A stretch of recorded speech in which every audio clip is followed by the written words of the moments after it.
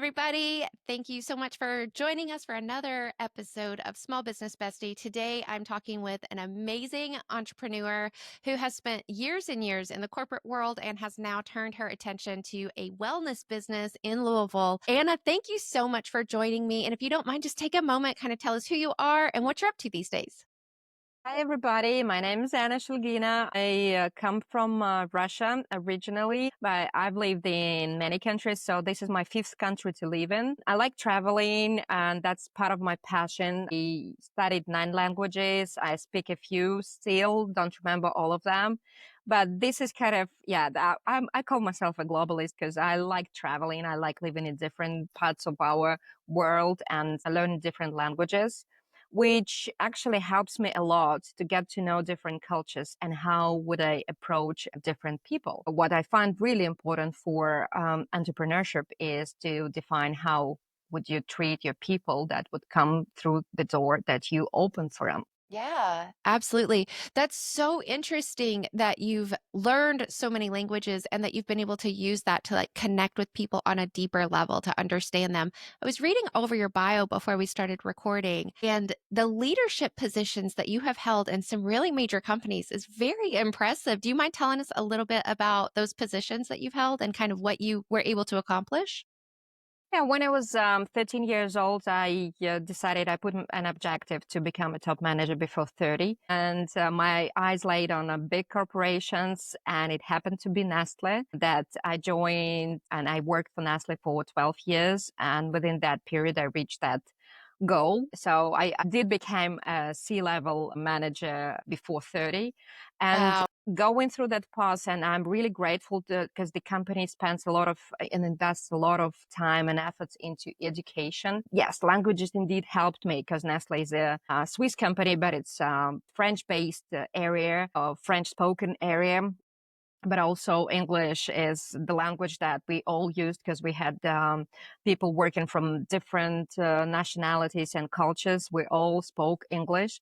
So at Nestle, I started my position as the category manager for like big customers. But then I slowly moved to different positions to the national position. It was all in Russia. And at some point of time, we realized that the company needs to take a different direction, which is more the category approach. So not to steal the shares from the competition, but making the pie bigger. And in order to make the pie bigger, that's where strategy is. And that's kind of my philosophy that resonates with me a lot. We shouldn't be competing with each other because the pie is not big enough. We can make the pie bigger Right. and thus get more shares. And that's exactly what worked. And that's when I started building my new department from scratch. It was not existing. It was actually available only in 2 countries those days, only in the UK and in the US. So the other countries didn't have that kind of approach. And it was 14 years ago when I came to the US. I worked in St. Louis, Missouri, in the headquarters of Nestle Purina, so the pet care business. I worked here to get to know how that department is shaped, what are the objectives, and how just to make it differently, not to fight against each other as competitors, but how to make the pie bigger. And by building that department back in Russia, my responsibility was Russia, Ukraine, and CIS markets. And I reached some of the tremendous goals together with my team. And I had by far the best team. They were so good and we were so well together. We started working, 3 of us, and then within the 3 years, my team increased up to 20 plus people. And that's when I got promoted to the headquarters of Nestle in Switzerland, where I spent 3 years working on strategies for 50 countries. And that's another challenge because I was responsible for Europe, Middle East, and North Africa. So some of the cultures where it's really hard to do business on a kind of the corporate level. It's door to door business. And that's when I built the program that was a trade program for small entrepreneurs who were struggling to get the traffic flow because of the growth of e-commerce. And my strategy was implemented in 15 countries, over 500 customers. which is a huge, huge number of customers, Yeah. trust me. And they came from all over the world, starting from the UK, not all over the world, but all over the region, starting from the UK up to Lebanon or some other Middle East countries. So it was fun. It was really fun to see how the strategy is being implemented, and this seed, which is planted, strategy is planted once, and then you see the fruits of it in a few years. Yes. And it was so fun to see. So one of the products that I worked on to be launched, it was launched after I left Nestle. Like, Really? yeah. So it's so fun because I left Nestle in 2018, and the product was launched in 2021. But it was the Wow. product that I worked on. That must have been really fun to see. Absolutely, absolutely. I was like checking all the boxes. Okay, did you do that? That was a part of strategy. Did you implement that? So it was so fun. And then I joined Ferrero, so the confectionery company. In the position, I was responsible for category development and customers development for the region. And that was really, really an interesting company because that's when I learned certain things about occasional marketing, which is really something that in confectionery world, you have a few seasons or a few time slots during the year when you sell a lot. So what do you do during the other periods? How do you make these sales during those periods higher? So those are the questions that I learned. And it was really, really exciting to get to know something new. And that's an Italian company, which helped me also to use a bit of my Italian. That's so I really enjoyed my corporate career. I did.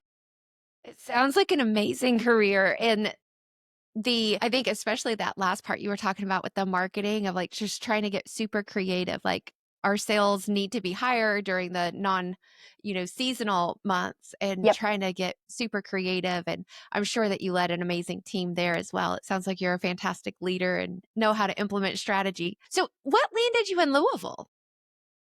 Well, my husband got a job offer here, and that's how we ended up being in Louisville because the job offer was really good, and we accepted it. Okay. And so since you've been in Louisville, your new venture, we kind of alluded to at the beginning, is a wellness business. I'm somewhat familiar with the services that you guys provide, but if you tell me a little bit about kind of how did you guys get started and what is it that you offer Louisville that's different? When we came here, we didn't know what allergies are, so we're not allergic at all. And that was the first fall that we realized. I thought that we just got some flu, Yeah. and that was it. But it was not a flu, it was heavy allergies. And we had different symptoms with me, my son, and my husband. And I just happened to know, and it's kind of probably part of our culture to be more holistic, less on pills dependent. Hmm. It's seriously more cultural because back in Russia, even the hospitals would have a salt room in it and it would be covered by insurance. So before treating you with any pills or medications, they would tell you, like, do the 10 sessions in the salt room and we'll see how that goes. That's what I like. Okay, I need to boost my immune system, my son's immune system. I need to get rid of all the symptoms because he was not breathing. So that's was for my son basically. That's He was not breathing properly, and I found a place here in Louisville, but the hours of operation didn't really work. So it was like 10 a.m. in the morning. They would welcome us, and he's at school. So how would I do that? I needed to be at 4 p.m. in the evening, Right. 4:30 in the evening. So the hour separation didn't work. And that's when I said, okay, that should be something different. And I realized that there's some bits and pieces that I'm missing here in Louisville, which are kids friendly places where actually parents can have their own time and kids can be playing as minimum as that at the same time somewhere not far, because back in my home country we would have restaurants having the kids areas and even the tutors or animators spending time with them. So even if you have a 1 year old, you can go to a restaurant for a date and take your 1 year old with you, leave him in that room and have an hour on yourself, but you'll be watching him from far. Yeah. So that's what I was missing. Okay, yeah, that's basically how the business plan started. So, how can we merge the two, the kids and parents doing wellness and making themselves healthy at the same time. But the kids need some fun. They are always loud. They start to create mess. That's part of their nature. Right. With the parents, they need some relaxation, some no noise time. So Mhm. that was the whole kind of thing that started cultivating in my mind. How do we merge the two? What do we do? And what other services could be really helpful that would serve that purpose? And that's how I came up with the salt room for kids, separate one, salt room for adults with a totally different why, and the steam barrels, which are truly part of our culture to do the steam barrel. So the steam barrels. And then I said, yeah, I'm talking about relaxation for parents. So what do we have? Like what can provide the deepest relaxation? And that's the oil treatment, which is like for 1 hour on the couch during the oil treatment equals 9 hours of sleep with no interruption. That's how relaxed the body is during that treatment. Wow. So tell me more about the oil treatment. I'm intrigued.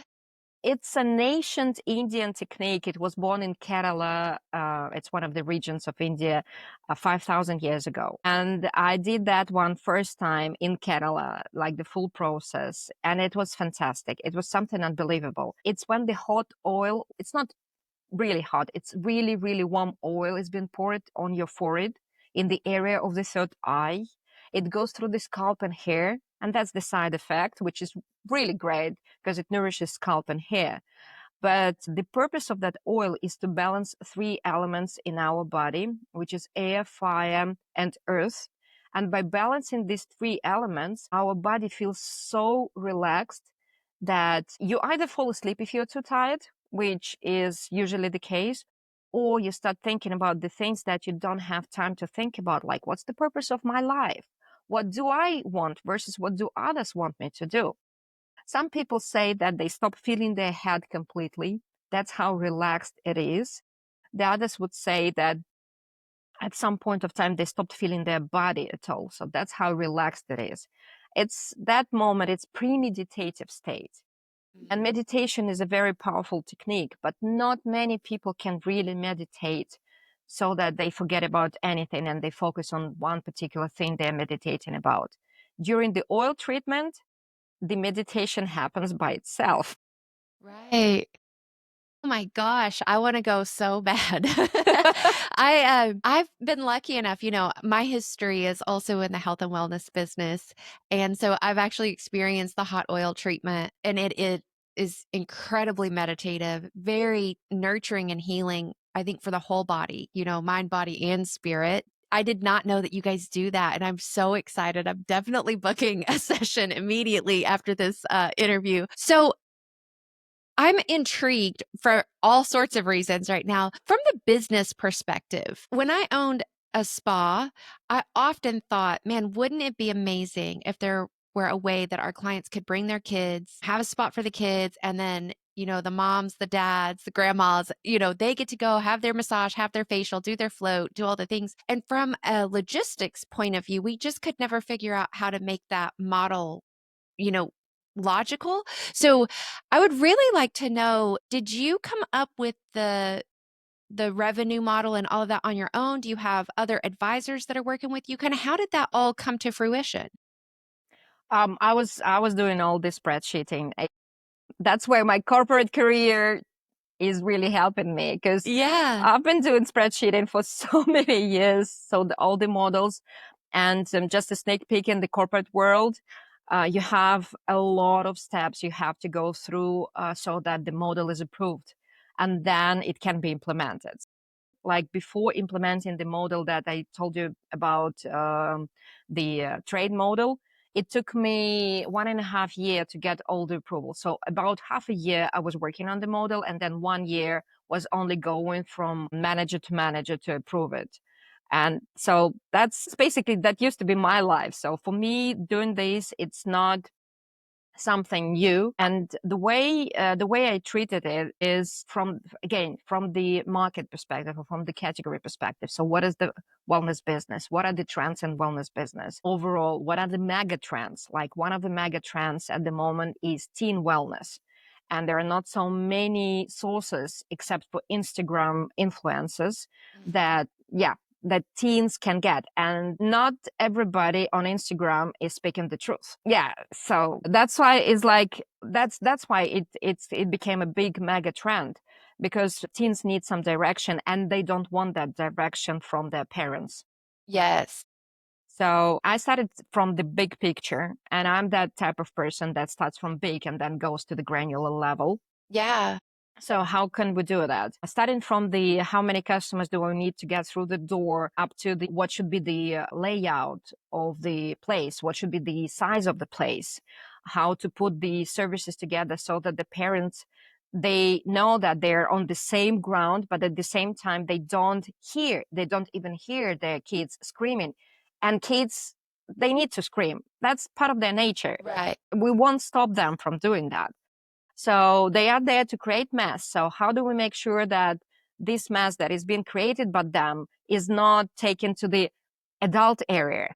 Yeah. All those little things. And that's where, so from the spreadsheet, the financial model perspective, I was working on that on myself. But then my partner, Dasha, she was like, she had the task to put it all into the real life, because she was doing the layout of the physical space. Okay. And it's kind of these things is, when can we, or what do we offer to the families so that they would wish to come as the family here. Yeah. And the other day we had a family of 5 adults and 7 kids, siblings, cousins. So the whole, and they went to do yoga. So the whole family did, the adults, they went to do yoga in the salt room, because that was the only moment they can do it. And Mm. and all the kids were in the kids room having fun at the same time, and everybody was happy. So in the kids' room, you offer salt therapy in the kids' room as well. So they're playing, they're having a good time, making noise, but they're also receiving the benefits of the halo therapy. Is that correct? Absolutely, absolutely. It's when you have, or when someone tells you that, "Oh, you need to do the nebulizer for 15 minutes for the kid." It's like, oh, how am I gonna make him sit for 15 minutes to breathe it in? And he needs Mhm. that. In the salt room, they don't have to sit. They can jump, they can run, they can build castles, they can do salt angels, or they can bury themselves in the salt as if pretending they are on the beach. And at the same time, the salt will be infused in the room. We actually started having, so we started the business with 30-minute session for kids, but very fast we realized that they don't want to leave the space. So we added 15 minutes at no charge, no extra cost, just for them to play. The salt is still infused for 30 minutes in the air, but because in the kids' room, that's the only room where we have salt on the floor, they play with it. There Yeah. is salt still in the air, and it doesn't go down until probably the next 15 to 20 minutes. Yeah.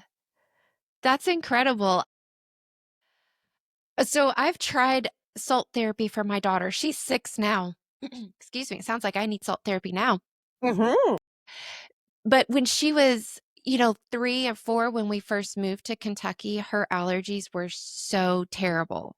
And there's a salt room that's kind of on the other side of Lexington from us, and we went a couple of times, but that's kind of what we ran into. She's 3, she's 4, she's wanting to, like, be up and run around, and it felt, as a parent, I always have this fear that, like, oh, my child is going to disturb somebody else, especially if you're in a relaxation environment, you Mm-hmm. know? And I'm like, shush, shush, sit down, be quiet, stop jumping, don't move. And so it wasn't a super inviting experience for us. Not to say anything bad about the salt room here, because they're doing a great job, but for me, I had so much anxiety about trying to keep my daughter quiet because other people are getting massages and they're trying to do their Mm-hmm. relaxation, that it didn't seem very accessible. So I think it's a fantastic idea that you guys have there, and super excited for all of the families who live close enough to use it regularly. But like I said, I'm definitely booking some sessions for us to experience that. It's so incredible. Thank you for doing what you guys do.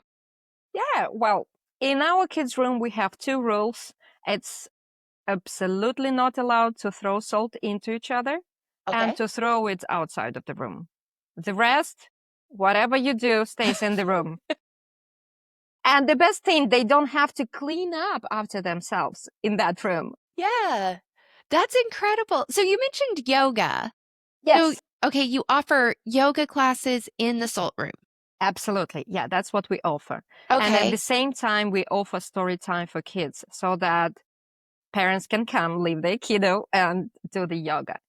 Yeah, what that's so our adult salt room has a totally different layout. So the floor is like the normal floor because we take the couches out and we let people experience yoga in the salt room. And while breathing correctly, and yoga is always comes with a good breath work, Mhm. breathing in correctly, the salt gets into the lower levels of our respiratory system, and that's even more beneficial. Wow, that sounds amazing. How often do you guys offer the yoga classes? We offer it twice. So the common sessions, the groups are twice a month, but the private or semi-private yoga can happen anytime people need it. So like tomorrow we're gonna have a couple yoga, and the couples yoga is complemented with the steam barrels because after stretching your muscles, and if you're not even used to that, your muscles might tell you, "Oh, I need something different." Yeah, So, and the steam barrel helps to get relief, muscle relief, and this soothe all the stretched muscles so yeah. that they don't hurt. So in the steam barrels, is it like pure steam or is it infused with any sorts of oils or essentials or anything like that? We don't use oils, but starting from next weekend. Thanks for the question, by the way. Oh, 'Cause you're welcome. it's gonna be a new thing. Starting from next week, we will offer different herbs in the steam barrels. We have like herbs which would help you to get rid of flu or get muscle relaxation, or we even have a herb which is really good for the women's health. It helps to balance hormones, but without any, again, it's not going to an extreme. It's all holistic, which means that it cannot do harm to you, Right. basically. So we will offer that starting from next week, so the herbs. That's Oh my another gosh. thing that I had on my mind, is like in terms of the business planning, is organizing a chill out zone, because obviously after doing some treatments, you shouldn't be in a rush Mm, to your life. You should digest that and yes. enjoy that. We have a chill out zone, and we provide with some refreshments, and we always have herbal tea available anytime. Just help yourself. So please come over. We have the tea. Yeah. It's so interesting as I've been from the outside of the health and wellness field now, like not being in it, when I talk to other entrepreneurs who are in that and hearing like little bits and pieces where I'm like, oh my gosh, we did that too. And it's like such a beautiful connection that you form, because I think that it takes a different type of human to stop and say, like, how can I give my customers the absolute best experience? You know, overlooking something as simple as providing some herbal tea in a chill out zone, or we called it our relaxation area. When you finish a service, a massage or a steam bath or salt therapy, the tendency of our world is like, okay, I've checked it off my Mhm, box. I did the mhm. thing.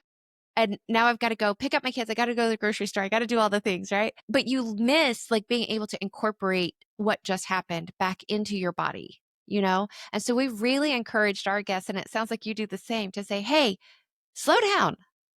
Like, let that all soak in a little bit, you know? Don't just jump right back on your phone and start checking your email and your calendar and all of that. Like, let's have a minute to appreciate what you've just experienced. I'm so excited to come over and see your spot. And we always encourage people to drink more, because you need to stay, I mean, in general, you need to stay hydrated. And I don't think that we have enough pure water during the day. And not so many people do, especially with all the sodas that people like to drink. And I'm really big on hydration, because I drink only water. I don't drink any other. I have two my favorite drinks. So one of them is water. The other one would be coffee. I'm big on coffee, and that's what I'm looking into as well. So, and we're like, please stay hydrated. Please have a cup of water. It's like we're almost enforcing people to do that. Yeah. And then I'm with you on that, incorporating like what you've just had. We're very big on mindfulness. So what you do, you need to do it, keep it in mind, like what you do at the moment. Mm. And in some business schools, well, the one that I attended in Switzerland, we even had a course on mindfulness. and how that could help your business to grow. Yeah. Yeah. Okay, so all the small business besties that are listening to this, we need to plan a day to all meet at the Salt Cave. We'll do some yoga together. We will spend some time supporting one another and loving on this amazing new business. I don't think we've even mentioned the name of your We business. haven't. That's That's sure. okay. It'll be in the like description and everything. But yeah, tell us about the name and does it have significance? How did you guys come up with the name? So the name of our business is Bodhi Salt. It's spelled Bodhisalt. And Bodhi from Sanskrit means awakened. It has a very deep meaning of bringing it's about mindfulness. It's about connecting to your inner self. It's about going to a deeper level of understanding your needs, your health and wellness needs, than just doing fitness, which is important. I'm not saying that it's not. It's really important, but fitness is all about body. And the descriptor of our business is Mind and Body Balance Center. So that's where you reconnect with your body. And that's why we're like, no, guys, just chill out in the zone, connect to yourself, try to understand, be aware of all the small things that are happening in your body after you did the treatment or while you're waiting for a treatment. So Yeah. this was not an easy decision on the name, because we did struggle for some time, because we wanted to have a different name, but it was already taken. So it was like, okay, so what do we do next? And that all was a part of the branding journey. And then just one day, my partner Dasha, she texted like, we need to register. Well, I texted her like, Dasha, we need to register a company. So we need a name, whatever it takes. Just we need a name. And that's how we pushed ourselves to take a decision Yes. on this one. And that's how the branding story started. Again, we have a brand book, and I just know I was consulting businesses a few years ago, and I just happen to know that small businesses don't usually have the brand book. They don't Mm. usually do the fundamentals that would help them to in their marketing journey, in their promotion journey in the future. And I was like, no, we need to do the brand book. That's part of the corporate me talking again. Like, we need to have it. So we did the brand book, and with all the logos, words, everything. So our brand book is literally the Bible of our brand, and it does help. So each time we want to be more creative, we're like, okay, does it resonate with our brand book? If it doesn't, then forget about it. Or if it does, then let's work on this. Let's make it Yes. better. Think about it thoroughly. So Yes. yeah, What did that's how we chose the name. It was like, yeah, we need to register the company. Let's do this. That's amazing. I think it's so interesting because as a small business owner or entrepreneur of any sort, a lot of times we can have that like paralysis by analysis. My So we favorite. just get stuck in this loop of trying to say, I could do it this way, but I could do it that way, and I could do it this way. And you don't always have that other person to kind of push you to say, okay, enough thinking, just act, you Yep. know? So I'm happy to know that you guys are kind of balancing each other in that way and that you have somebody to say like, okay, it's time to move. Like we have to do this now. I wanted to touch just for a second when you're talking about the brand book.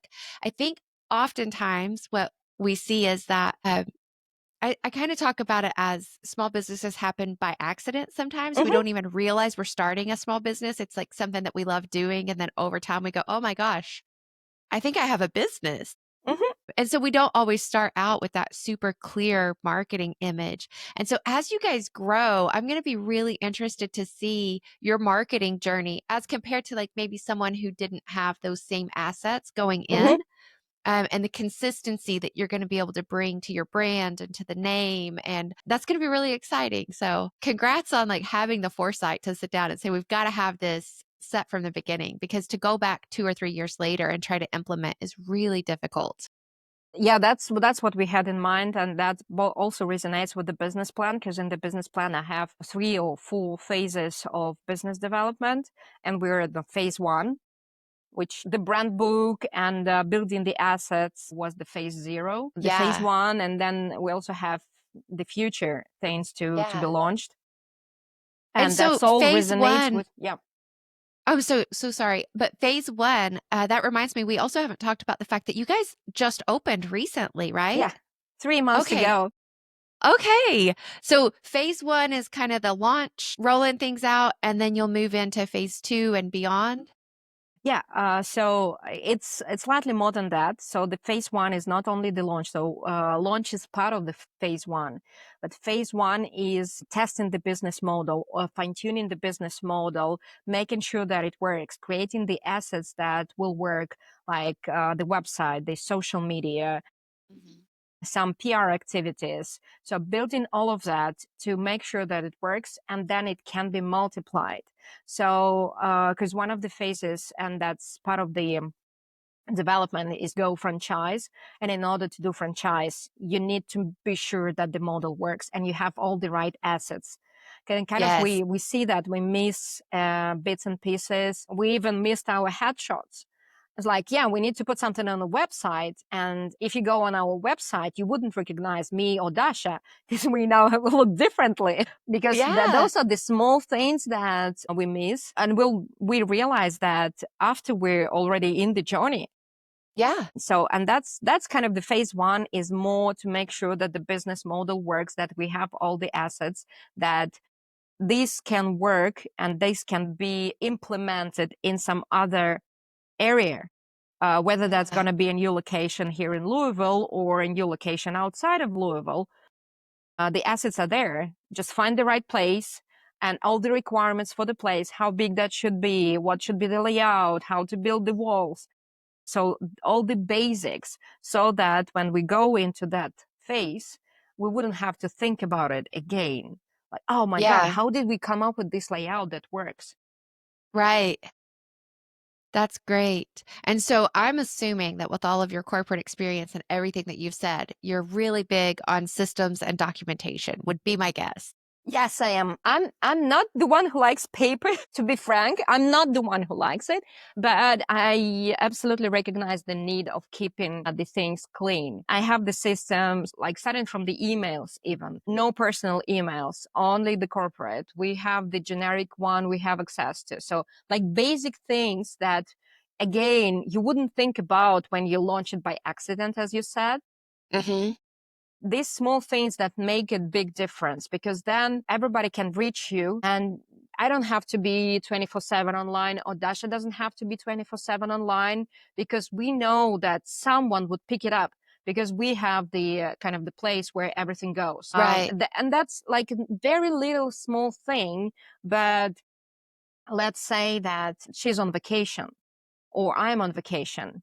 We know that what I get as an email, my partner gets the same email, and she will respond because she's in charge at the moment. Right. Systems like the waivers or bookkeeping, or I'm really big on financial things. I'm making those like look neat, because every single dollar matters, Right. and it needs to be documented. It needs to be in, because if you start losing like $1 here, $1 there.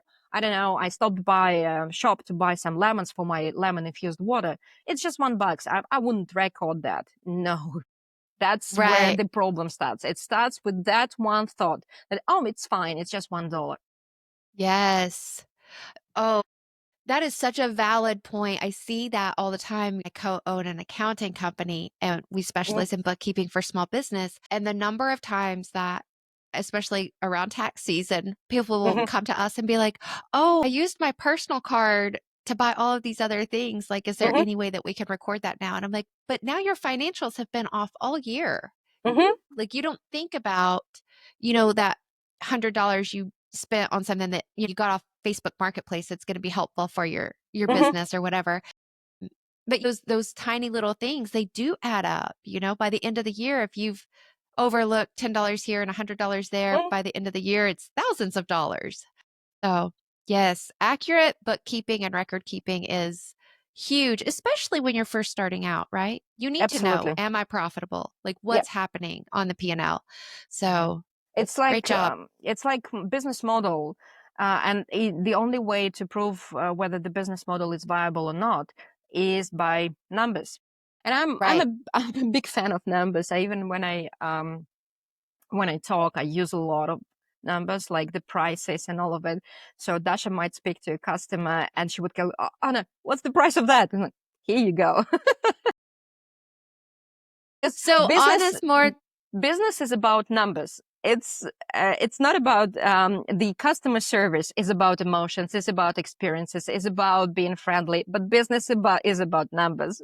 right. That's Yes. Yes. It sounds like you guys have a beautiful partnership to kind of have both aspects really well cared for in the business. So you've got the business side of things on lockdown, and you also have that customer experience at the top of mind as well.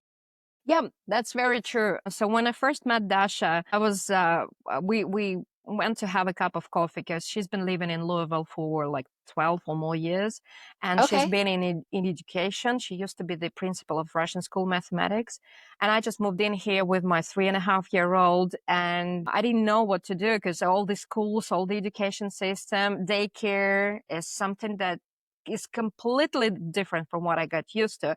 My son used to come home and is like full of energy. And he would tell me, Mom, I'm bored at daycare because we don't do anything. And back in Moscow, he would learn 3 languages. He would have math, logics, reading, listening, dancing, music, all of it in daycare at the age of 3.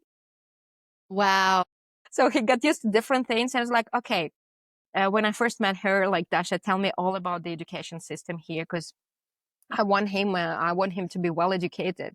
That was the first touch point with her, which has nothing to do with what we are doing right now. But Yeah. then we spent probably an hour talking about different things. And I just told her like, Dasha, let's open a business together. I was like, let's do it. And we did spend some time on defining ourselves, like what are the strong points of each of us. And that's what I find always important in partnerships. And as I told you, I used to consult businesses. I do consult businesses from time to time right now, more on the development, but I'm huge on leadership and I spent my time back in Switzerland in the IMD business school, attending leadership courses, different ones. So it's how to build the foundation of any company is about, I truly believe the foundation of every company is people and leadership. So I used to work with, I would call them customers. So with my customers who had difficulties in terms of partnership. So at the beginning, they were perfect together, but on the middle of a journey with the obstacles, with everything popping up, they would have different views. Or I had one customer who would tell me like, my partner doesn't want to grow the company and I see the ways of growing it. And that's a Mm, conflict because he doesn't want to invest not only money, but also his efforts into that. And the right. other one wants. So what do I do? The ways to go different way. So one of the ways out is to part. But what if by parting they would become competitors? So that's not the best way. So that's why we did at the very beginning when there was just thoughts in the air. So there was no business plan. There was nothing on paper well thought over. We started learning about each other. We talked about each other. So not only the experience, but also the personal qualities. And I'm really, really big on that. Whenever I consult any company and I usually talk to the owners of those companies, I would tell them like, do you know who is sitting next to you at the table when you do the sales analysis presentation? Do you know what that person wants?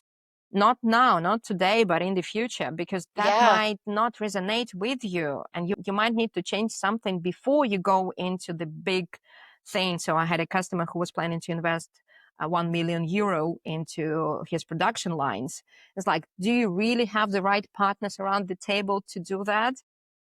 Yeah. And that's why I believe that we spend maybe not enough time. It's never enough because our personalities always grow with the step by step. So we need Right. to, some qualities pop up and we need to learn as we go. But doing that from the very beginning, understanding what are the areas that I could look after, what are the areas she would look after, and what are the areas, the common areas where we would define basically the schedule or I'm also big on time management. That's also my thing. So it's like, yeah, how do we define the schedule? Even the schedule at the facility, who would come and open the facility at 7 a.m., who would close the facility at 7 p.m. So those Yeah. things, we defined those long before I started doing the business plan. That's incredible. The foresight to be able to say, what am I trying to say? Oftentimes, when I chat with business owners, we recognize that we need to check in with like the business growth and how Mhm. things are going with the business, right? So you look at your financials, you look at customer acquisition, the health of the business in those ways, but we forget that we also need to check in with the growth of the team, the leadership team, and think about, like you said, as we with each step, our personalities, our values, they can change over time. And so checking in with those and saying, are we still in alignment? Am I still on my mission? Is this still right with me as a human, not just the business and, what I thought the business model was going to do? That's really powerful. I think that I'm going to ruminate on that some and try to bring that into my own experience a little more because I can oftentimes ignore, me and like the human that I am behind the like business owner facade and all of that. Yeah, for some time that would work. But we're all humans. We'll get tired of making that facade for a long Yeah. time. And at some point of time, that's the worst thing is like, where am I in all of it? And I'm Mhm. no longer there. So why am I doing this? And that's what I call it. The light at the end of the tunnel should be always there. But Yeah. if you don't see it anymore, I mean, there's no partnership, there's no business, there's Yeah. nothing that would motivate you to go further because there's no light at the end of the tunnel. And the best thing in partnership is to align on that light so that it's the same. So the end goal is the same. The path might be different because we have different qualities, we have different strengths, but the end goal is the same. Yeah. So I'm going to make a trip to Louisville and I'll spend some time in meditation in your space. And then maybe I can get back in alignment with who I am Please. and where I'm going and what that end goal is. I'd be delighted to welcome you and welcome everybody. I know that because it's my first time being an entrepreneur, but having that corporate career, that leadership development career, consulting small businesses, I'm in the middle of that. And having those conversations, from time to time, I got my good friends giving me calls like, what would you think about it? Just tell me. And yeah, I'm a certified coach, but I'm not, let's say, I've never imagined coaching as my career. It's part of the leadership development. Coaching skills Yeah. for me is part of the leadership development and not career per se. So they would call me and like asking for like coach me for a minute, and that would Yeah. work because sometimes by Yeah. just talking to another person, having that point of view makes a difference. And our Absolutely. customers, they know that from time to time I might come up and just have the conversation, which would have nothing to do with the current treatment they've just had, but more about thinking like my favorite question, what do you think you're missing?